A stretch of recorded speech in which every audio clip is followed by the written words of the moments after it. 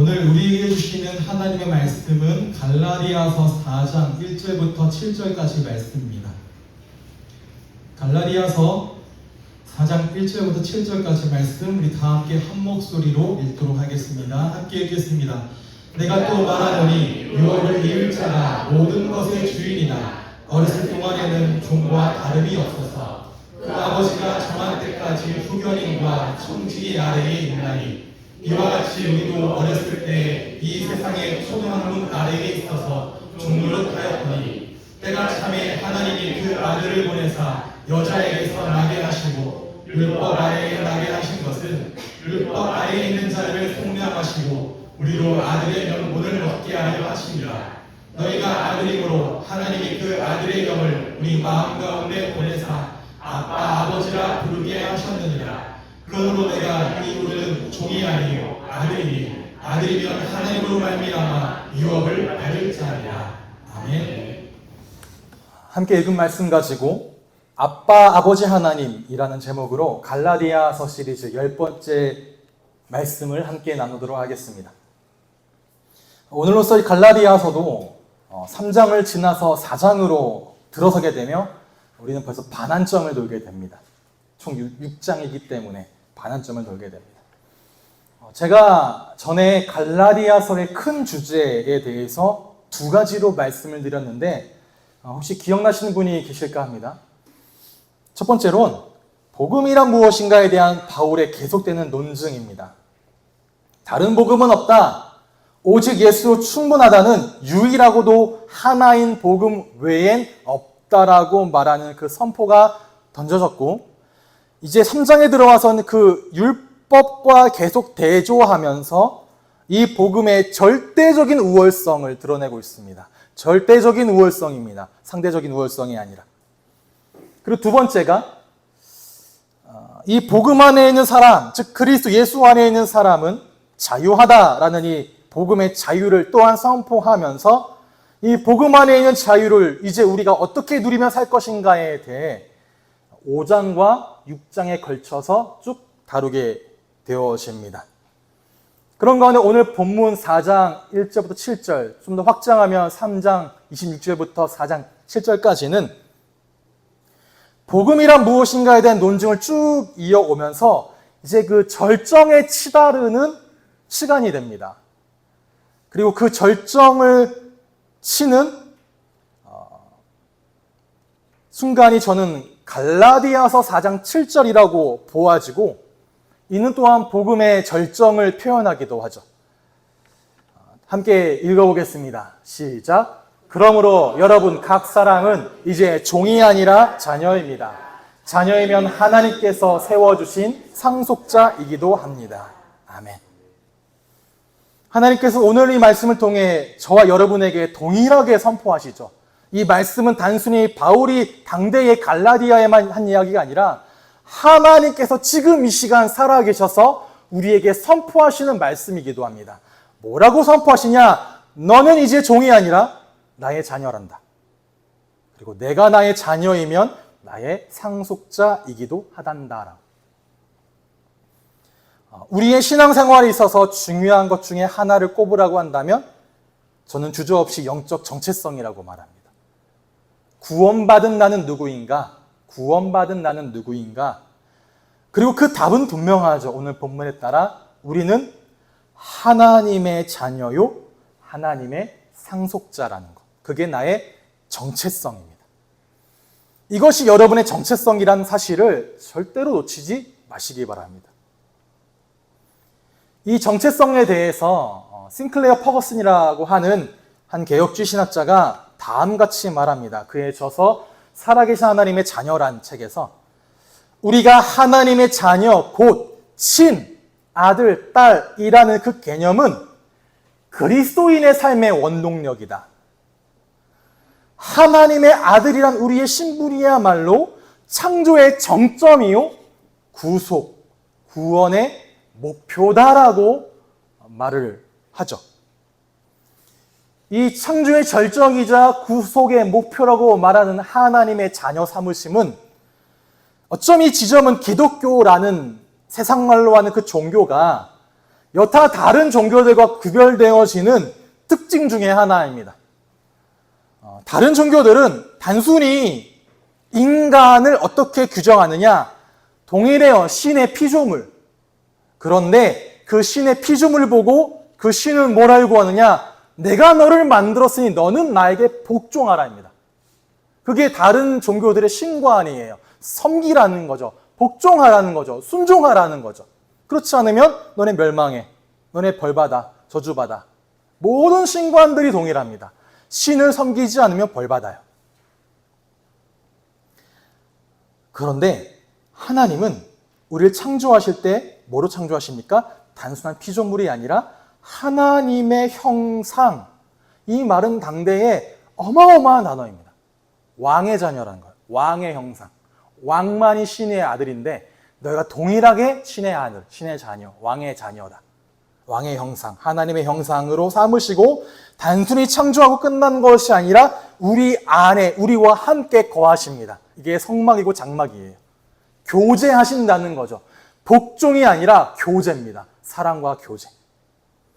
이를 완성하기 위해서 그리스도 안에서 우리를 구원하시고 우리를 자녀로 삼으시는 거예요.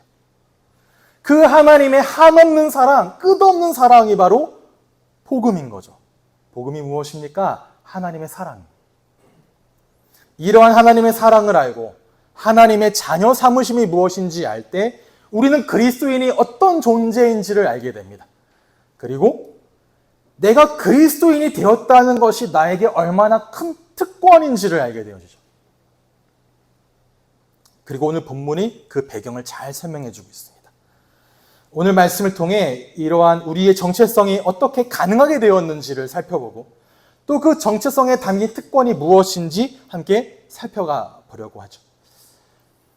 오늘 본문이 4장 1절부터 7절은 앞장인 3장 26절에 기록된 한 단어로부터 쭉 이어지는 내용입니다. 우리가 읽진 않았지만 갈라디아서 3장 26절에 너희가 다 믿음으로 말미암아 그리스도 예수 안에서 하나님의 아들이 되었으니 라고 바울이 선포를 하죠. 우리가 지난주까지 계속 살폈던 내용은 우리가 이제 믿음으로 말미암아 아브라함의 자손이 되었음을 이야기해왔죠. 그것에 대해서 바울이 3장 하반부로 가서 다시 한번 반복하여 설명하는 것이 아니라 아브라함의 자손이라는 내용에서 한 단계 더 끌어올립니다. 우리를 보고 뭐라 말합니까? 너희는 그리스도 예수 안에서 하나님의 자녀가 되었다라고 선언하는 거예요. 아브라함의 자손에서 하나님의 자녀라.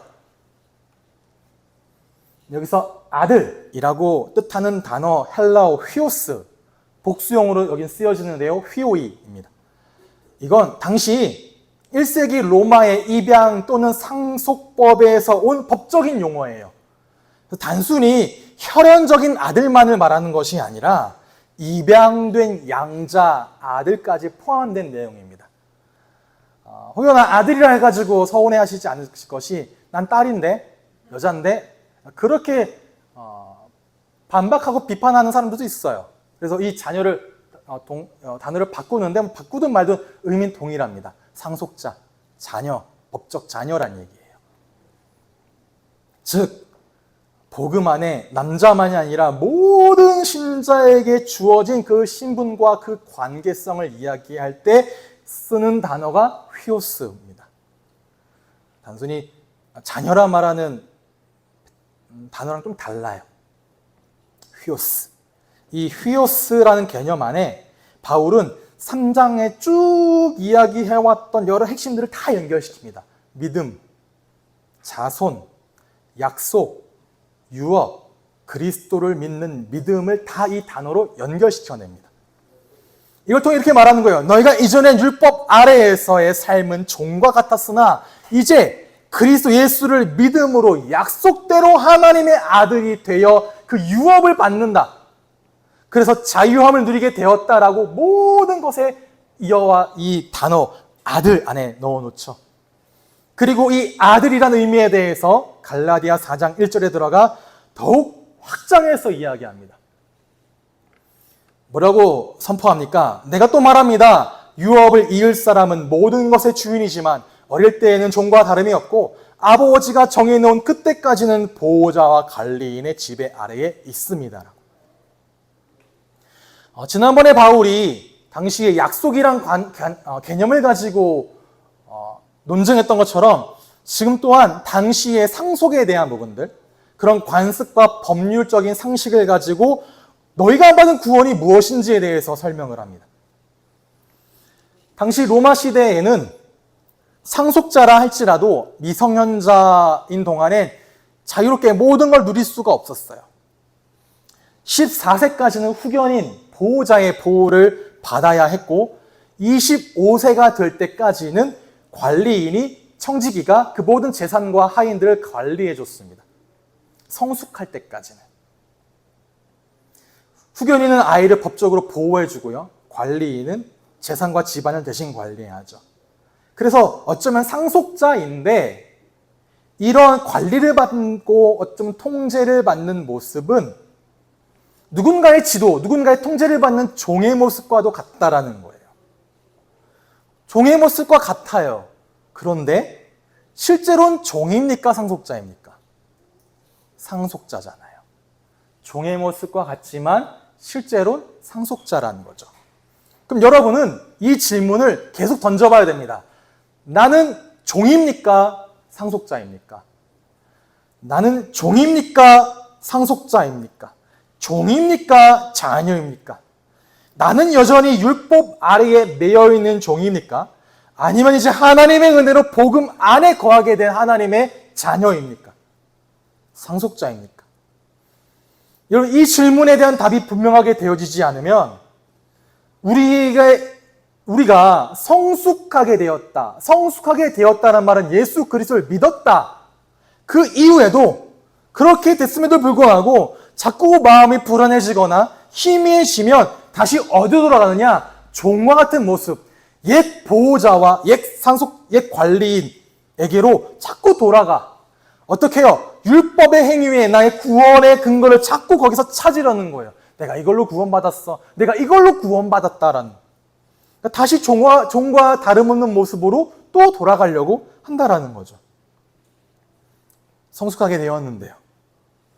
여기서 종과 다름이 없다라는 말이 무엇이냐? 3절에 이렇게 이야기합니다.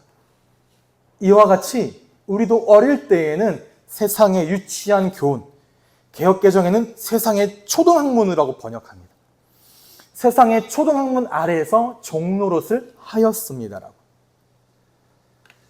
초등학문, 유치한 교훈 또는 세상의 어리석은 권력 이런 걸 이야기하는데 이 말은 내가 나 스스로를 구원해야 한다라고 말하는 모든 원리들을 다 말합니다. 단순히 바울이 그동안 이야기해왔던 율법적인 나의 자기 의만이 아니라 돈과 재물, 성공과 성취, 권력, 인간관계와 사랑, 도덕과 행위를 통한 세상의 모든 가치체계를 다 담아내는 말이 세상의 유치한 교훈이에요. 즉, 예수를 만나기 전에 모든 사람은 여기에 실제적으로 종노릇하며 살고 있다라는 인간의 실존을 말하는 겁니다. 예를 들어 어떤 사람은 돈과 재물을 얻는 데 최고의 소망을 두고 있다고 한다면 그 사람은 또는 우리는 그 재물에 지배당하는 종이 되어 돈의 위력에 놀아나게 됩니다.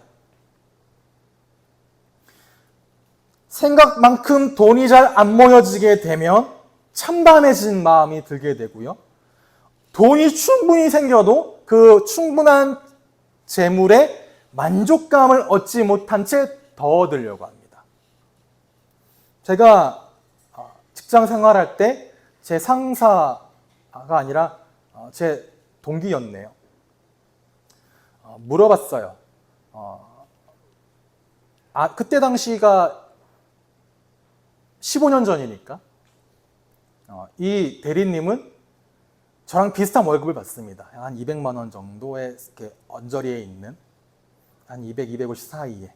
근데 아내는 SK텔레콤의 벤더였는지 협력사에 다니면서 월급을 상당히 높게 받았어요. 3, 400 정도. 그러니까 가끔씩 이제 집이 동네가 같아서 같이 차를 타고 올 때마다 항상 마음에 불만이 있는 거예요. 그 정도 벌면 됐잖아요. 아내가요. 남편이. 15년 전이니까요. 뭐 더 벌면 좋겠지만 항상 아내가 자기보다 더 버는 것에 대해서 항상 불만을 갖고 그 불만을 토로했습니다. 그것 때문에 내가 무시받는 것 같다는 느낌을 계속 얘기해요. 더 받고 싶다. 자기는 무조건 이 점프업을 할 거다. 계속. 만족하지 못하고 더 가진 자와 끊임없이 비교하며 열등감을 가집니다. 또는 내가 가졌으면 그걸로 만족하며 베풀며 살면 좋은데, 물론 그런 사람들도 있죠, 세상에. 그런데 어떤 사람은 덜 가진 자를 향해서는 교만함과 냉혹함으로 대해버리죠. 자유롭게 사는 것 같습니다. 가졌기 때문에요. 그런데 욕심과 욕망의 종이 되는 게 사람들의 실제라는 거죠. 근데 누구도 같으냐? 우리도 어릴 때에는 그랬다는 겁니다. 곧 예수 그리스도를 인격적으로 만나게 되어 성숙한 삶, 온전한 삶을 살게 되기까지 우리도 그렇게 되었다. 그렇게 되어 왔다. 그런데 그렇게 되었었는데 문제가 무엇이냐 지금? 이제 그리스도를 믿어 하나님의 자녀가 되었고 복음 안에 있는 풍요로운 교제의 축복을 누리고 맛보고 있는데 다시 뭐하러 가요? 다시 종로로 타러 간다는 거예요. 하나님을 믿는다고 하지만 내 마음 가장 깊은 곳에서는 여전히 하나님이 아니라 세상의 현실, 세상에 돌아가는 원리가 그러하니 내가 그렇게 살아야 되라고 말한다는 겁니다. 심지어 어떤 사람은 내가 하나님을 믿는 이유, 내가 교회를 다니는 이유, 내가 신앙생활을 하는 이유가 무엇이냐? 세상적인 유익을 얻기 위한 방편이에요. 돈, 권력, 인정, 관계, 의. 다 이 가운데 있습니다. 내 사업이 더 잘 되기 위하여 교회 커뮤니티를 가야 돼. 거기서 누군가를 만나기 위해서 내가 교회 커뮤니티를 가봐야 돼. 거기서 뭔가 내가 직분에 충성을 다해 인정받기 위해 내가 그곳에 가야 돼. 또 그곳에 있는 뭔가의 네트워크를 가지고 내가 더 높은 곳으로 솟아가야 돼. 그런 방편이 믿음을 가진다는 거예요. 그러니 어떻게 삽니까? 예수를 주로 고백하는데 예수의 제자된 길을 가지 않아요. 나의 영혼의 구원을 위해 한때는 십자가가 필요했습니다. 그런데 그 십자가의 길은 가지 않아요. 일단 그래, 영혼 구원 받았어. 그 다음에 나의 이 가치 기준을 충족하고 나기까지는 일단 세상의 기준으로 살아가자. 세상의 원리대로. 이러한 믿음까지는 어떻게 됩니까? 예배 때 말씀을 통해, 성경을 통해 예수 그리스도의 십자가를 바라보라고 하는데, 네 예수님, 내가 그때 어렸을 때에는 십자가가 필요했어요. 그런데 지금 나는 충분히 잘하고 있잖아요. 돈을 벌기 위해, 인정받기 위해, 관계를 형성하기 위해, 의를 채우기 위해 지금 나는 충분히 잘하고 있으니 그 십자가를 바라보라고 하는 말은 나에게 필요하지 않고 제게 필요해요. 제가 듣게 해주세요. 저 졸고 있는 애.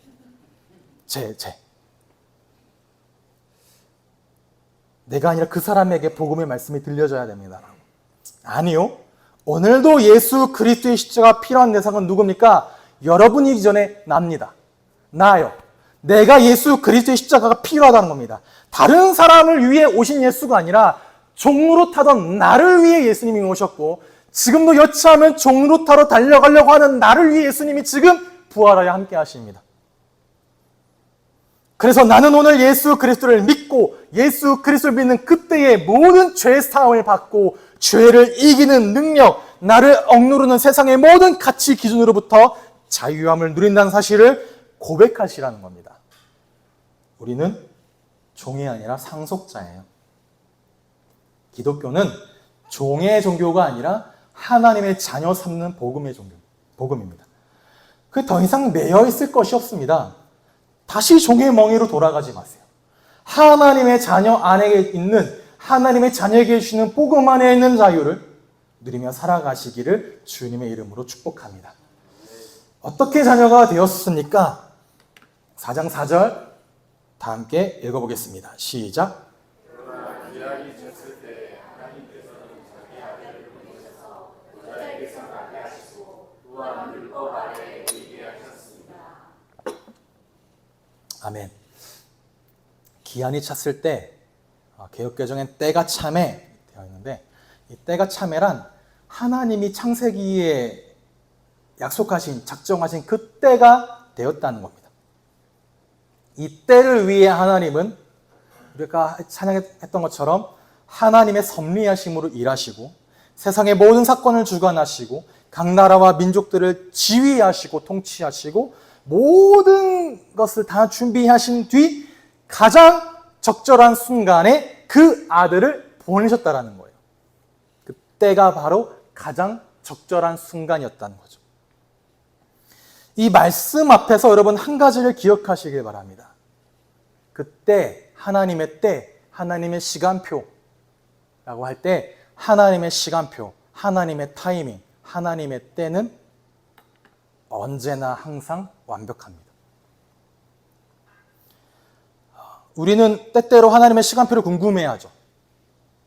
그때가 언제인지 늘 묻습니다. 지금입니까? 바로 지금입니까? 라고. 내가 지금 가야 합니까? 가지 말아야 합니까? 지금 해야 합니까? 하지 말아야 됩니까? 제자들도 예수님께 질문했습니다. 예수님, 그때가 바로 지금입니까? 예루살렘을 회복하신 그때가, 이스라엘 나라를 회복하신 그때가 바로 지금입니까? 라고 물었을 때 예수님 뭐라 대답하십니까? 때와 시기는 아버지께서 아버지의 권한으로 정하신 것이다. 때가 되면 하나님이 응답하실 것이니 너는 의심하지 말고 희망도 버리지 말아라. 계속 하나님을 바라고 기도해라. 그렇죠. 여러분이 하나님의 때를 기다리고 있다면 하나님의 정확한 판단을 신뢰하세요. 하나님이 나에게 가장 좋은 것을 이미 생각하고 준비하고 계심을 믿으시기 바랍니다. 하나님의 타이밍 언제나 완벽합니다. 저도 그랬습니다. 여러분도 그랬고요. 그리고 한 가지 더 붙잡으세요. 예전에 저도 기도할 때요. 하나님 제가 지금 가야 합니까? 멈춰야 됩니까? 라고 기도했던 적이 있습니다. 하나님이 A라는 길이 맞습니까? B라는 길이 맞습니까? 라고 기도했던 적도 있습니다. 그 답이 안 와요. 오면 좋겠는데. 그러니까 너무 힘들죠. 선택의 순간은 다가오고 있고.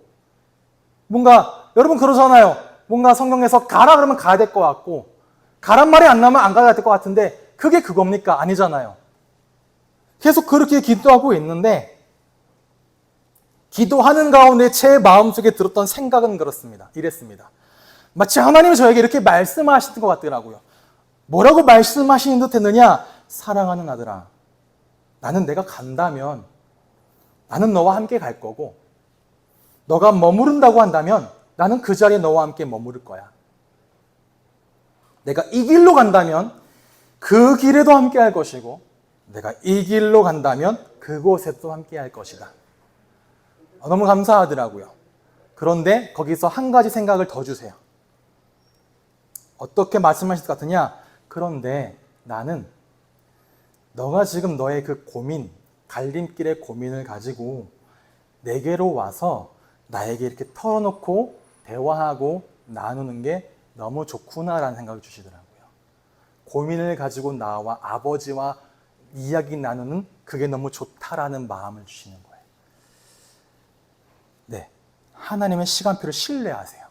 그리고 모든 순간에 우리와 함께 하신 하나님을 의지하시길 바랍니다.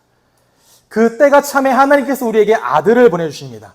그냥 한 선지자나 또는 어쩌면 하나님이 거느리는 일꾼 중에 가장 탁월한 일꾼을 보내주신 것이 아니에요. 독생자, 하나밖에 없는 아들, 이 땅에 보내주셨단 말은 대체될 수 없는 존재, 대체할 수 없는 존재를 보내주셨다는 겁니다. 이 말이 왜 중요합니까? 대체할 수 없는 존재, 유일하신 아들을 보내주심이. 다 함께 요한일서 4장 9절에 10절 읽어보겠습니다. 시작. 하나님의 사랑이 우리에게 이렇게 나타나서 하였으니 하나님이 자기의 독생자를 세상에 보내시고 그로 말미암아 우리를 살리려 하시니라. 사랑은 여기에 있으니 우리가 하나님을 사랑한 것이 아니요 하나님이 우리를 사랑하사 우리 죄를 속하기 위하여 헛되물로 그 아들을 보내셨습니다. 아멘. 하나님이 대체할 수 없는 아들, 유일하신 그 아들을 우리에게 보내신 것은 다른 이유가 아니라 우리를 사랑하셔서 그렇습니다. 네, 하나님이 우리를 사랑하십니다. 어쩌면 우리는 교회에 나오는 이유는 이 이야기를 들으러 오는 거예요. 하나님 너를 사랑하신대. 예배 자리에 나오는 이유는 이 이야기를 듣기 위함입니다. 예수님이 너를 사랑하신대. 그 고려온다는 대표적인 표 있잖아요. Jesus loves you. Jesus loves me. 나를 사랑하신다, 예수님이. 어떻게 해요? 하나님이 이토록 나를 사랑하신다. 그 사랑으로 하나님의 대체할 수 없는 아들, 하나뿐인 아들을 아끼지 않고 보내셨다. 어떻게 보내셨느냐? 우리와 같이 율법 아래에 나게 하신 겁니다. 동일한 사람으로. 그렇게 해서 그 예수님에게로 하여금 이 땅에 살아가는 가운데 율법이 요구하는 바를 다 지우고 그 율법의 요구를 다 순종하게 하신 거예요. 우리와 다르기 때문에. 그 율법을 완벽하게 이루시고 마지막에 십자가에서 그 율법으로 인한 모든 정죄와 형벌과 저주를 다 받고 돌아가시는 겁니다. 그 고백이에요. 다 받으시니까 하나님과 단절되잖아요. 엘리, 엘리, 라마, 사박다니. 나의 하나님, 나의 하나님, 어찌하여 나를 버리십니까? 왜? 율법의 저주와 죄와 형벌이 다 받았으니 하나님과의 교제가 끊어진 겁니다. 그리고 말씀하시죠. 다 이루었다. 왜 그리 하셔야 됩니까? 왜 그런 사랑을 베풀어 주십니까?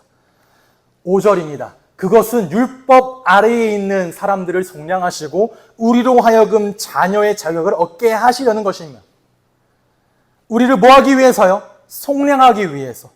속량은 종되었던 자를 노예 제도 하에 있는 자에게 적정한 값을 치르고 그 사람을 해방시키는 것이 속량입니다. 그래서 우리가 더 이상 종의 신분이 아니라 우리에게 자유인이 되게 하기 위해서 율법의 요구를 다 이루시고 십자가에서 치르셨다. 다 지불되었다. 다 완불되었다. 다 완불되었다면 십자가의 그 은혜는, 예수님의 그 은혜는 우리에게 전혀 부족하지 않습니다. 이미 완불되었고 늘 우리에게 충만히 넘치도록 주어진다라는 거죠. 그 은혜, 그 속량의 목적이 무엇입니까? 단순히 풀어주는 거예요. 너 이제 자유롭게 살아, 네 의지대로 마음껏 해봐라. 우리를 아들로 삼는 것. 속량은 아들로 삼기 위해서, 자녀의 자격을 얻게 하기 위해서 입양한다라는 거예요.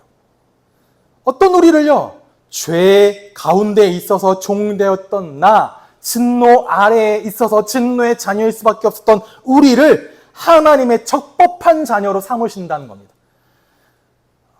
이건 당시 로마 시대에 흔히 있었던 제도, 입양 제도예요.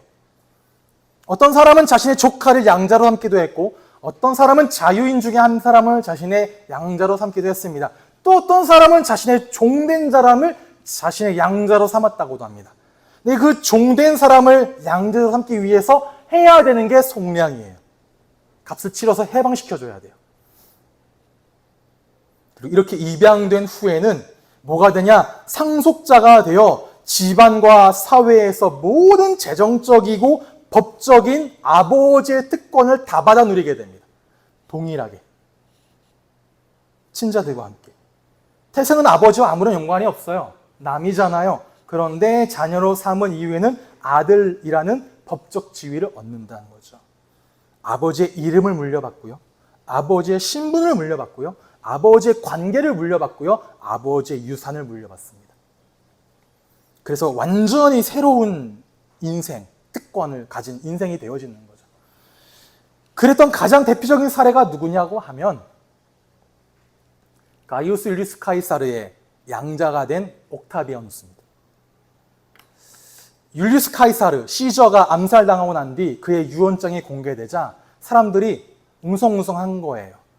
모두가 다 다른 사람이 양자가 될 거라 생각했거든요. 그때 당시 카이사르에겐 적법한 후계자가 없었기 때문에. 누가 양자가 되었냐? 카이사르가 자신의 누나 율리아의 아들인 옥타비아누스를 자신의 양자로 삼는 조카죠. 그래서 자신의 전 재산과 자신의 이름과 자신의 정치적 권위를 모두 상속하겠다. 피로 이어진 친자가 아니에요. 조카잖아요. 그런데 양자가 되는 순간, 아들이라 선언되는 순간 옥타비아누스는 단순히 친척이 아니라 정통 상속자가 됩니다. 그날 이후 옥타비아누스는 자기를 뭐로 부르느냐? 율리우스 카이사르. 내가 율리우스 카이사르다. 이름을 그대로 이어받는 거예요. 그리고 카이사르의 군대, 카이사르의 지지층, 카이사르의 재산과 카이사르가 꿈꿨던 그 황제의 꿈까지 다 물려받습니다. 그리고 어떻게 되느냐? 이런 아버지 유산을 그대로 이어받아 로마의 초대 황제가 옥타비아누스예요. 그리고 그때 이후부터 로마 황제의 모든 명칭은 아우구스투스가 됩니다. 황제 아우구스투스. 존엄한 자라는 거죠. 이게 상속입니다. 카이사르가 가졌던 모든 특권을 그대로 물려받아요. 하나님께서 우리를 이런 상속자로 부르신 것이 하나님의 사랑이라는 겁니다. 우리 역시 그리스도 안에서 새로운 신분을 얻게 되었고 그리스도에게 주어진 그 영광과 존귀를 그리스도와 함께 얻게 되었습니다. 다시 한번 말씀드립니다. 하나님의 사랑을 늘 기억하세요. 어떤 사랑? 보라, 아버지께서 어떠한 사랑을 우리에게 베푸사 하나님의 자녀라 일컬음을 받게 하셨느냐? 얼마나 큰 사랑이기에요. 어떻게 기억합니까? 늘 잊어버리는데요. 내일도 모레도 지나가 살다 보면 잊어버리는데 이 사랑을 실제로 기억하고 경험할 수 있도록 우리에게 아들을 보내주신 그 하나님이 우리에게 뭘 주십니까? 성령이요. 6절 다 함께 읽어보겠습니다. 시작.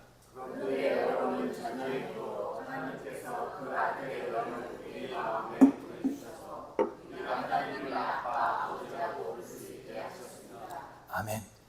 우리가 자꾸 내가 하나님 사랑을 기억해야지 잊어버리지 말아야지 하는 것도 좋은데요. 성령이 그 역할을 하신다는 거예요. 성령께서 우리에게 오셔서 하나님이 우리의 아버지 되신 것을 알게 하신다.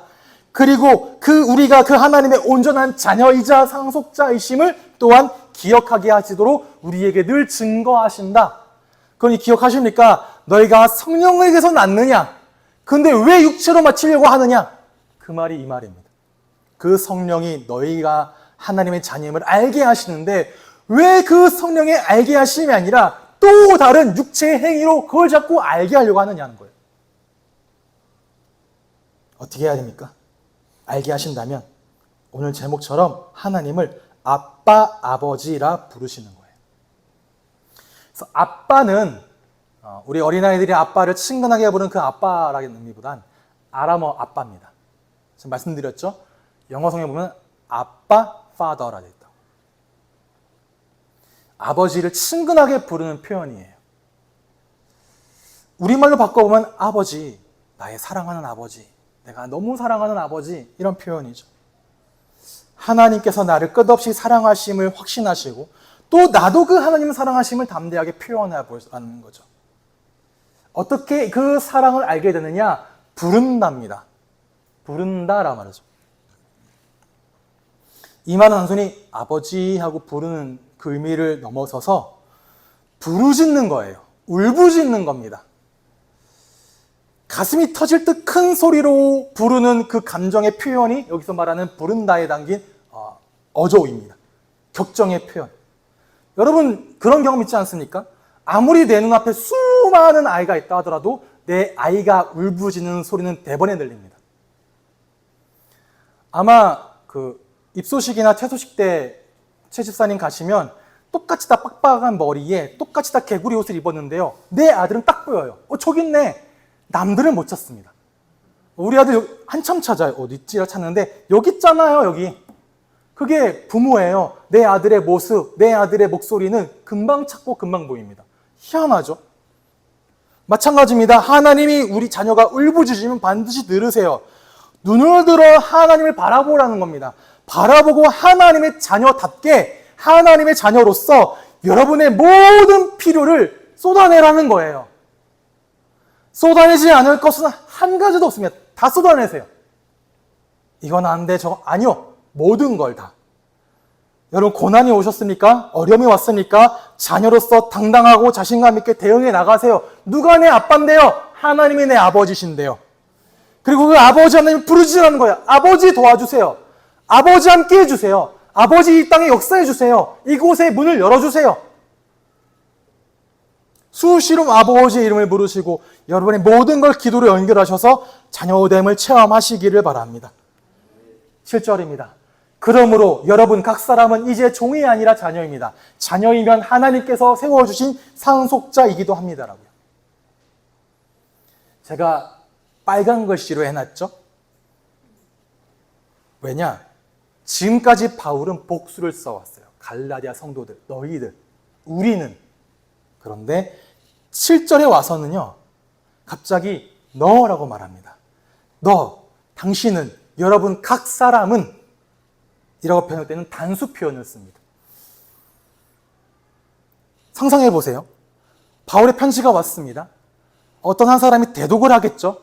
그럼 쭉 읽는 가운데 복수가 계속 들립니다. 우리가, 너희들은, 너희가 하다가 갑자기 이 대목에 와서 당신은 한 사람 한 사람을 지목하면서 바로 당신은 하나님의 이제 종이 아니라 자녀입니다.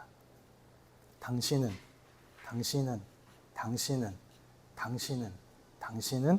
하나님의 자녀이며 상속자입니다라고 말하는 거예요. 내가 하나님의 자녀요. 내가 하나님 상속자이구나. 이 표현이 어떤 표현이냐? 과거에 여러분은 종이었어요. 근데 이제 종이 아니라는 거예요. 그럼 지금 뭔가요? 자녀요. 지금 나는 자녀예요. 종이 아니라 자녀인 거죠. 아들이 되었습니다. 그리고 아들이 되었으니 미래엔 하나님의 모든 유업을 잇는 상속자가 된다라는 거예요. 예비되어져 있다는 겁니다. 하나님의 나라 유업이 우리에게. 그럼 어떻게 해야 될까요? 하나님의 아들이요 앞으로는 그 유업을 이을 상속자라면 어떤 사람은 이 말 듣고 그래 지금 아들이긴 아들인데 내게 유업 믿은 건 아무것도 없잖아. 재산 받은 거 없잖아. 그러니 불평하며 사는 사람이 있습니다. 누구처럼? 그 첫째 아들처럼요. 아버지 나는 왜 잔치 안 벌어주세요? 나 열심히 일했는데요. 모처럼 종처럼. 근데 아버지 말하잖아요. 아들아 얘야 내 것이다 네 것인데 또 나와 항상 함께 있었잖아. 근데 그렇게 불평하며 살아요. 다 받았는데 나 왜 다 안 줘요? 자녀인데. 근데 어떤 사람은 앞으로 상속자임을 알고 걱정 없이 담대하게 사는 사람이 있습니다. 그 배경을 의지하고요. 상속자라는 말은 아버지의 가진 그 모든 것이 그 아들 것이라는 거예요. 그 말은 지금도 당장 아버지의 모든 자원을 끌고 올 수 있습니다. 그리고 그 하나님의 풍요는 여전히 나에게 존재한다. 내가 비록 지금 어려울 수 있어도, 내가 비록 지금 낙심해 있을 수 있어도 그 하나님의 풍요는 나에게 끊어지지 않는다. 두 성경 구절을 기억하시고 로마서 8장 32절에 말씀하십니다. 자기의 아들을 아끼지 아니하시고 우리 모두를 위하여 내주시니가 어찌 그 아들과 함께 모든 것을 우리에게 선물로 거저 주지 않으시겠습니까? 그 모든 것을 가지고 빌립보서 19절에는 바울이 이렇게 선언합니다. 나의 하나님께서 누구의 풍성하심이요? 자기의 풍성하심이요. 나의 풍성한 대로가 아니라 하나님의 풍성한 대로 나의 필요한 모든 걸 채워주실 것입니다. 이 사실을 믿는 자와 믿지 않는 자는 엄청난 차이가 있죠. 우린 모든 걸 받은 상속자입니다. 이 사실을 기억하시고 이 땅 가운데 소망을 가지고 담대하게 살아가세요. 뭐답게요? 하나님의 자녀답게, 하나님의 아들답게, 하나님의 딸답게 하나님의 사랑을 신뢰하며 그 상속자로 사시기를 바랍니다. 결론입니다. 우리에게 유업을 주신다고 했죠. 그 유업이 무엇이냐고 하면 1차적으로 장차 우리가 가게 될 하나님 나라를 말합니다.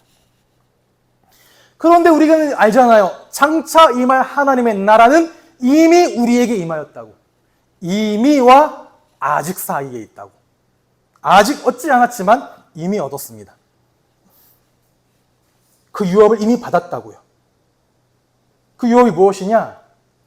하나님이 열심히 한 찬양이 있는데 그 찬양 가사에 이렇게 되어 있습니다.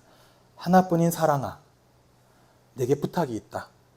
길 잃어 지친 영혼을 돌아보라.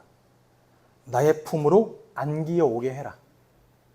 그리고 맨 마지막 찬양 가사가 이거예요. 내게 그 땅을 부탁한다.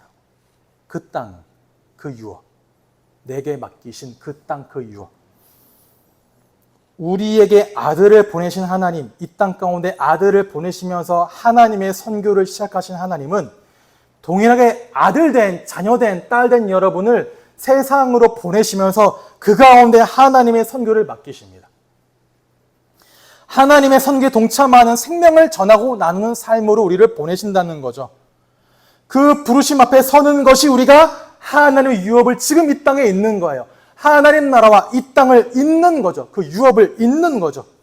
이 일 때문에, 그 땅을 부탁한다는 하나님의 사명 때문에 여러분이 직장으로 부르심을 받은 겁니다. 여러분이 학교 현장으로 부르심을 받은 것이고, 여러분이 가정으로 부르심을 받은 것이고, 여러분이 군 현장으로 부르심을 받은 거예요. 그 땅을 부탁한다고요. 너의 그 직업, 너의 그 업, 너의 그 직장, 너의 그 사업장, 너의 그 가정, 너의 그 자녀, 너의 그 모든 것을 뭐한다? 부탁한다. 라고. 어떻게 부탁하십니까? 그리스도 안에 모든 게 통일되어지도록. 3장 28절에 유대인이나 헬라인이나 남자나 여자나 자유이나 종이나 다 그리스도 예수 안에서 하나다. 모든 사람이 다 하나 되게 하신다는 거죠. 이러한 하나님의 선교와 하나님의 기쁨에 동참하는 상속자로 서게 되시기를 주님의 이름으로 축복합니다.